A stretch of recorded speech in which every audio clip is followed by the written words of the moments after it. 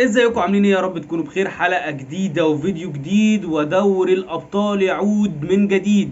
كلنا كنا في انتظار دوري الأبطال بقى يا جماعة، وماتشاته والإثارة والماتشات المهمة ودور ال16 ومين هيتأهل ومين الثمانية اللي هيتأهلوا مباشرة ومين اللي هيروحوا الملحق، وكلام كتير جدا مستنينا النهاردة ان شاء الله في الحلقة.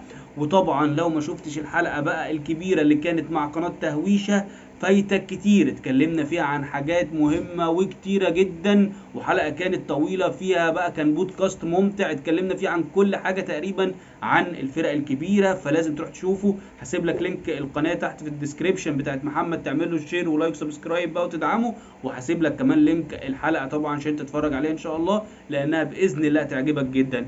ولكن النهارده احنا جايين زي ما قلت لك نتكلم بقى عن مين هم الثمانية اللي هيتأهلوا مباشرة لدور ال16. فتعالى بقى نتفرج معايا على الحلقة دي لانها حلقة مهمة جدا وان شاء الله تعجبك. وقول لي انت كمان مين هم الثمانية اللي انت متوقع انهم يتأهلوا مباشرة تحت في الكومنتات. فيلا بينا، بس قبل ما يلا بينا هنعمل ايه؟ شير، لايك، سبسكرايب للقناة وتفعل زر الجرس يوصلك كل جديد. يلا بينا. طبعا زي ما قلت لك احنا عملنا حلقه مطوله جدا وبودكاست مع قناه تهويشه، وقلت لك هسيب لك اللينك بتاع الحلقه تحت في الديسكريبشن. اتكلمنا فيه عن الفرق الكبيره كلها، اتكلمنا فيه عن برشلونه، عن ليفربول، عن توتنهام، عن تشيلسي، عن بايرن، عن باريس سان جيرمان، عن طبعا ريال مدريد. ولكن في فرق سبناها ما اتكلمناش عنها، وفي توقعات زي ما قلت لك كده في المقدمه ان انا جاي النهارده اقول لك مين هم الثمانيه اللي هيتاهلوا مباشره لدور ال16. هل هم كلهم من الفرق الكبار؟ هقول لك لا خالص، ده النهارده جايين نثير الجدل يعني ونقول كلام كبير قوي. فطبعا لازم تدعمني زي ما قلت لك بقى بالشير واللايك سبسكرايب للقناه وتفعل زر الجرس يوصلك كل جديد. تعال اقول لك على اول حاجه، والحصان الاسود اللي انا شايفه ان هو هيتاهل من الثمانيه على طول، وهو جالاتا سراي. هتقول لي ايه؟ اقول لك جالاتا سراي. انا بتوقع ان هو هيكون واحد من الثمانيه المتاهلين مباشره لدور ال16. هتقول لي يا عم انت بتقول ايه؟ هقول لك اه والله الفرقه اتدعمت بشكل كويس جدا. عندك طبعا خبرات كبيره زي جندوجان، زي توريرا اللي موجود في نص الملعب، لعيب من اللعيبه المميزه جدا. عندك طبعا ضمو سانيه طبعا، وموجود اوسيمان، وموجود ايكاردي، مع طبعا المنظومه اللي بقالها فتره طبعا ماشيه بشكل كويس جدا. كل ده بيدعم الفريق ده، غير ان هو هيلاعب 8 فرق فيهم 3 صعبين. لو قدر يتعادل الماتش واحد بس مع الثلاثه دول، لانه في مجموعته طبعا ليفربول والسيتي واتلتيكو مدريد، دول يعتبروا اصعب 3 ماتشات. يا عم هيخسر 2 ويتعادل في ماتش منهم بس، وبقيه الماتشات كلها في المتناول. هيلاعب مين يا جماعه؟ هيلاعب بودو جليمت، هيلاعب اياكس، فرانكفورت ويونيون وموناكو. فبصراحه مجموعه انا شايفها سهله جدا على جلاتا سراي، يقدر ان هو يكسب الفرق دي بمنتهى السهوله. وزي ما قلت لك الماتشات الكبيره او الثلاث ماتشات الثقيله لو قدر يخطف نقطه منهم هيقدر ان هو بشكل مباشر يتاهل لدور ال16 منتشر ويكون من الثمانيه المتاهلين. ولكن هي متوقفه على بقى ايه؟ القوه والعزيمه اللي موجوده عند اللعيبه بتاعه جلاتا سراي. فبصراحه ده الحصان الاسود بتاعي انا اللي انا شايفه هيكون من الثمانيه المفاجاه اللي هيتأهل لدور ال 16 مباشرة، وهيجي على حساب فرق كبيرة جدا وتقيلة جدا. وتعالى نخش على التوقع رقم 2، وبرضو ايه، في كلام كتير ممكن نتكلم عليه، وممكن انت تقول لي يا عم ازاي وبتاع، اللي هو مين؟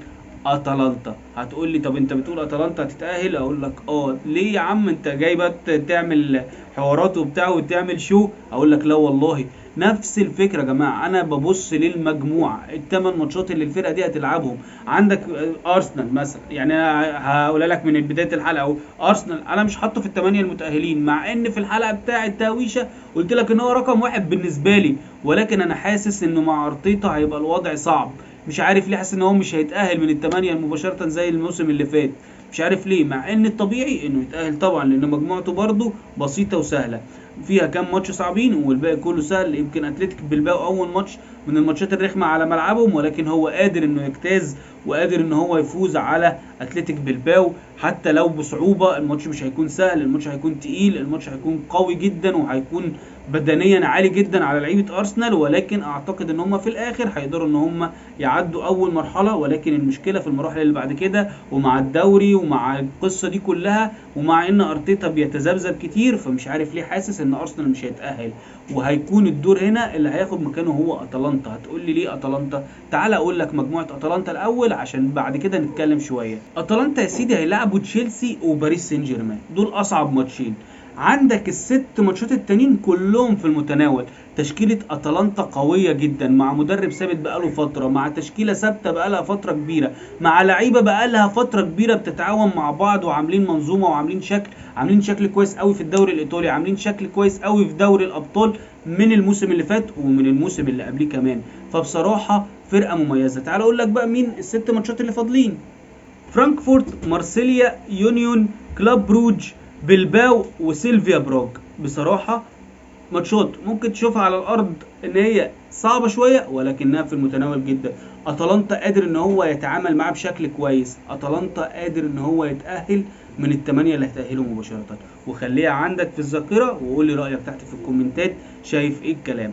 طبعا الفرقتين المتوقعتين واللي ما فيهمش جدال ولا فصال، وهم برشلونه ليفربول 100% متاهلين من الثمانيه اللي هيتاهلوا مباشره. برشلونه بالاداء الاكتر من رائع مع هانز فليك، بالطريقه الهجوميه الكاسحه دي مفيش حد هيقدر يقف قصادهم. وقلت لك قبل كده ان هم هيمتعونا وهيكسبوا الفرق كلها بسكور، بغض النظر هيلعبوا مين، بغض النظر عن امكانيات الفرقه اللي هيلعبوها. لا، برشلونه قادر ان هو يجتاز كل حاجه ويتاهل مباشره، وهنشوفه زي الموسم اللي فات وهيقدر ان هو يتاهل مباشره. نفس الكلام ليفربول، ما فيهوش اي فصال ولا جدال. اصلا ما ينفعش ان هو ما يتاهلش من الثمانيه المباشرين، لان لو ما تاهلش هتبقى كارثه بعد كل الصفقات دي وبعد كل الناس اللي جت دي، وايزاك وكيتيكي وفيرتس وكل البفه دي، لو ما جاتش هتبقى قصه حزينه. ما يقدروش ان هم ما يتاهلوش اصلا، لازم ان هم يتاهلوا مباشره. عشان كده دول يبقوا اول 4 معانا من المتأهلين مباشرة لدور ال16. وعدهم لك تاني: برشلونة، ليفربول، ودول امرهم خلاص منتهي، اتلانتا وجالاتا سراي، ودول توقعاتي اللي فيهم كلام كبير. طيب فاضل 4 فرق، هتقول لي هم مين؟ هقول لك ابدأ بتشيلسي. تشيلسي من الفرق اللي هتتأهل مباشرة. مجموعة سهلة واتكلمنا عنها في حلقة تهويشة وقلنا كل التفاصيل. ماريسكا مش هيعديها بالسهل، عندك نص ملعب يعني يتفوق على اي نص ملعب في العالم. بايه؟ بقوته وبالاستراتيجيه اللي بيلعب بيها وبالرخامه بتاعته والاتامه. وقلتها لكم قبل كده كتير قوي، فعلا كايسيدو مع انزو فرنانديز الاثنين لعيبه رخمه في نص الملعب، يقدروا ان هم يعكننوا على اي حد. يعني حتى لو لعبوا برشلونه يقدروا ان هم يعكننوا. يمكن دي الفرقه الوحيده اللي تقدر ان هي تعكنن على برشلونه. ليه؟ نص الملعب هيخنق بدري، هيخنق اولمو، هيخنق كل اللعيبه اللي بتاعت برشلونه اللي هي بتاعت الكره الكويره دي، مش هيعرفوا يعملوا معاهم حاجه. اللي يعني ياكل معاهم شويه الواد ديانج. ليه؟ بتاع التحامات، بتاع اللعبه الخفيفه، بتاع المرقصه، بتاع الاحتكاك، بتاع الكتف، بتاع مش عارف ايه، ياكل معاهم شويه. انما بدري، اولمو، كاسادو، الناس دي كلها مش هتاكل مع الناس دي.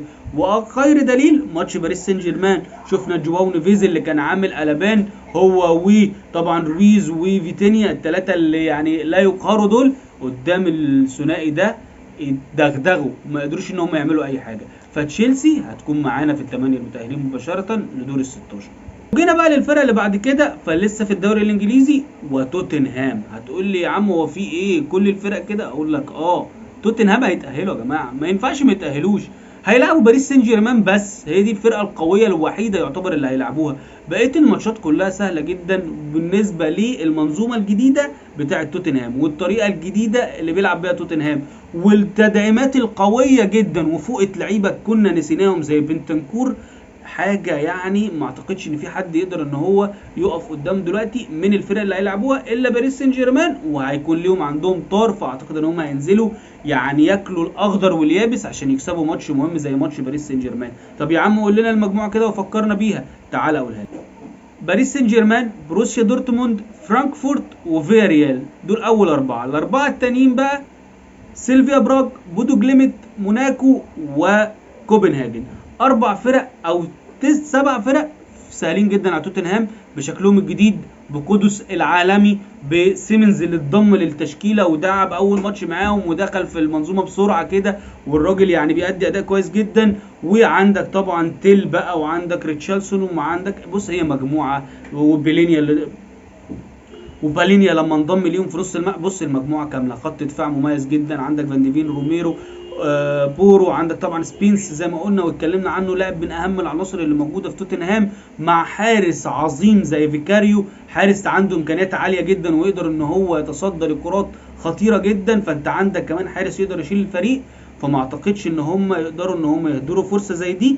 وجايه لهم المجموعه بتاعتهم على الطبطاب سهله في المتناول، يقدروا ان هم يكسبوا اكبر قدر من الماتشات. يعني المفروض يكسبوا كله ما عدا ماتش باريس سان جيرمان ده يعني اللي فيه الكلام، ولكن بقيه الماتشات كلها في المتناول، والكفه دايما تربحها توتنهام. فاعتقد ان توتنهام هتكون واحده من الثمانيه المتاهلين مباشره لدور ال 16. عشان كده يتبقى معانا فرقتين بس هم اللي فاضلين على الثمانيه اللي هتاهلوا مباشره.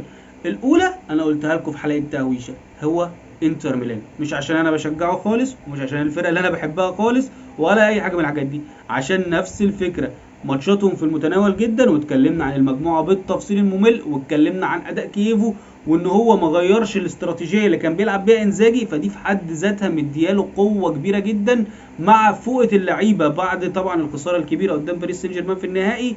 هتيجي تقول لي طب ما في كاس العالم ما عملوش اداء كويس، اقول لك سيبك من كاس العالم ده، ما فيش حد اصلا لعب فيه كويس. فخلينا نتكلم عن الفتره الاخيره. فعلا انتر بيقدم كره كويسه وقدم شكل كويس، وشفناه في ماتش اليوفي، كان ماتش عالمي على الرغم من الخساره، ولكن كان ماتش جيد جدا وبيأكد ان الفرقه لسه قادره تقف على رجليها. فاعتقد ان هم لو استمروا على الاداء ده مع كيفو، وان هم يشتغلوا بشكل كويس، هيقدروا يتأهلوا مباشره لدور من الثمانيه المتأهلين، عشان فعلا مجموعتهم في المتناول جدا. تعالوا بقى نخش على اخر حد واخر توقع، والفريق رقم 8 وهو يوفنتوس. يوفنتوس يا جماعه بعيد بقاله فتره، ولكن المجموعه بتاعته هو اللي قادر بايده يا اما يتأهل يا اما يضيعها، زي الموسم اللي فات. قول الموسم اللي فات كان فيه فرق رخمه في مجموعته وبتاع، انما الموسم ده اليوفي واقع في مجموعه حلوه، في مجموعه يقدر ان هو يجمع منها اكبر عدد من النقاط لو هو عايز، وحط تحتها 100 خط. لان هو لو ما قدمش الاداء، يعني مثلا زي ماتش الانتر ده، لو قدمه في كل الماتشات اللي هيلعبها هيتأهل بدون اي شك، ولكن هي متوقفه على اليوفي. اليوفي بقاله فتره متذبذب في الاداء، ودي مشكله كبيره. ماتش يلعب حلو قوي، الماتش اللي بعديه يلعب وحش قوي ويخسر، الماتش اللي بعديه يلعب كويس قوي قوي قوي، الماتش اللي بعديه يلعب وحش ويطلع ويخسر، فهكذا. فهي متوقفه على اليوفي. فبصراحه انا يعني بحبي للدوري الايطالي هدعم وزق اليوفي يكون من الثمانيه المتاهلين. وتعالى اقول لك برضو على مجموعته عشان تبقى فاهم انا بتكلم عن ايه. اليوفي معاه ريال مدريد في المجموعه، وده اصعب ماتش واخطر ماتش، هيخسروا يا عم مش مشكله. تعالى بقى بقول لك بقيه السبع فرق. عندك مين؟ بروسيا دورتموند، فيا ريال، بودو جليمت، سبورتنج، بنفيكا، بوفاس، وموناكو. اظن مجموعه في المتناول. يمكن اصعب ماتش هيبقى بعد ماتش الريال هو ماتش بنفيكا، انما الباقي المفروض والطبيعي ان اليوفي يكسبه بمنتهى السهوله. ولكن زي ما قلت لك هي متوقفه على اليوفي نفسه، هو عايز يكسب، عايز يلعب ويكسب، ولا هيفضل ماتش حلو وماتش وحش، ماتش حلو وماتش وحش. ولكن خلينا نتكلم بمنتهى الصراحه، الفرقه ثابته في ادائها كويس جدا من ساعه ما تياجو موتا مشي، فرقه ماشيه بشكل كويس وعامله اداء كويس، واكبر دليل زي ما قلت لك ماتش الانتر الاخير. فدي هي اختياراتي. الاهم من كل ده هو اختياراتك انت شايف مين هم الفرق الثمانيه اللي هيتاهلوا مباشره؟ قول لي رايك في الكومنتات تحت، لانه مهم جدا بالنسبه لي. انا زي ما قلت لك هعيدهم لك تاني، ويعني ما تتفاجئش: برشلونه، ليفربول، يوفنتوس، انتر، تشيلسي، توتنهام، وجالاتا سراي، واتلانتا. دول الثمانيه بتوعي. انا هنتظر الثمانيه بتوعك تحت في الكومنتات. دي كانت حلقه سريعه، وطبعا لو عايز بقى تتفرج على التفاصيل كامله وعن الاحداث كامله زي ما قلت لك، ما تنساش تخش تتفرج على الحلقه، هسيبها لك تحت في الديسكريبشن بتاعت قناه تهويشه، اتكلمنا فيها عن كل تفاصيل التفاصيل. بقى عندك ساعه ونص يا معلم، اقعد اتفرج عليهم هتستمتع وان شاء الله يعجبوك جدا، وحلقه قويه جدا جدا جدا. روحوا ادعمونا هناك وادعمونا هنا، لان فعلا احنا عملنا مجهود كبير، ان شاء الله يظهر عندكم على الشاشه ويكون عند حسن ظنكم. يا رب تكون الحلقه عجبتكم. ما تنسوش تدعمونا بالشير واللايك سبسكرايب للقناه، وتفعلوا زر الجرس عشان يوصلكم كل جديد. بشكركم جدا وسلام.